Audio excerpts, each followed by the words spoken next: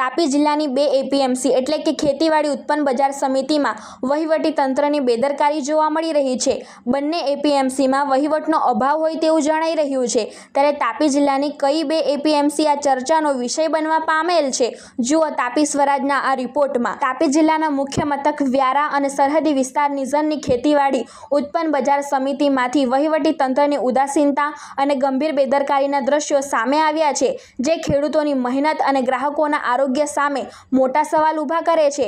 એક તરફ વ્યારા એપીએમસીમાં સ્વચ્છતાના ધજાગરા ઉડી રહ્યા છે, જ્યાં હજારો લોકોની અવરજવર અને શાકભાજીના વેપાર વચ્ચે કચરો, પ્લાસ્ટિક અને સડેલા શાકભાજીના ઢગલા ખડકાયા છે। માર્કેટની સાંકડી ગલીઓ અને શૌચાલયની સ્થિતિ અત્યંત દયનીય છે, જેના કારણે ફેલાતી અસહ્ય દુર્ગંધ અને ગંદકી ચોમાસા જેવી સ્થિતિમાં ગંભીર રોગચાળો ફેલાવી શકે તેવી ભીતિ સેવાઈ રહી છે। સ્થાનિકોના મતે સ્વચ્છ ભારત અભિયાનના દાવાઓ વચ્ચે વ્યારા માર્કેટની આ હાલત તંત્રની કામગીરી સામે અનેક પ્રશ્નાર્થ ઊભા કરી રહી છે। બીજી તરફ નિઝર એપીએમસીમાં પણ પરિસ્થિતિ ચિંતાજનક છે, જ્યાં ખેડૂતોએ લોહીનું પાણી કરી પકવેલા અનાજની સુરક્ષા કરવામાં તંત્ર સદંતર નિષ્ફળ નીવડ્યું છે।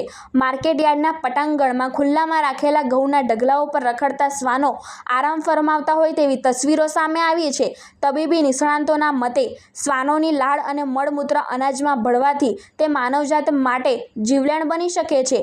આ ગંભીર બાબત હોવા છતાં યાર્ડના સત્તાધીશો દ્વારા અનાજને ઢાંકવાની કે શ્વાનોને રોકવાની કોઈ તસદી લેવામાં આવતી નથી। ખેડૂતો અને સ્થાનિકોમાં રોષ છે કે જો સિક્યોરિટી ગાર્ડ તૈનાત હોય તો શ્વાનો કઈ રીતે અનાજ પર અડીંગો જમાવી શકે છે? આ માત્ર બેદરકારી નથી, પરંતુ લોકોના સ્વાસ્થ્ય પ્રત્યેની ગુનાહિત બેદરકારી છે।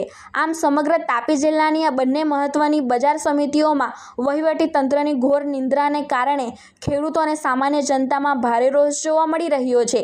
જો વહેલી તકે વ્યારામાં સફાઈ અભિયાન હાથ ધરવામાં નહીં આવે અને નિઝરમાં અનાજની જાળવણી માટે યોગ્ય સ્ટોરેજ તથા સુરક્ષા વ્યવસ્થા ગોઠવવામાં નહીં આવે તો આગામી દિવસોમાં આ મામલો વધુ વણસી શકે તેમ છે। હવે જોવાનું એ રહ્યું કે આ દ્રશ્યો સામે આવ્યા બાદ નિંદ્રાધીન સત્તાધીશો જાગશે કે પછી જનતાના આરોગ્ય સાથે આ પ્રકારે જ ચેડા થતી જ રહેશે। બ્યુરો રિપોર્ટ, તાપી સ્વરાજ ન્યૂઝ, તાપી।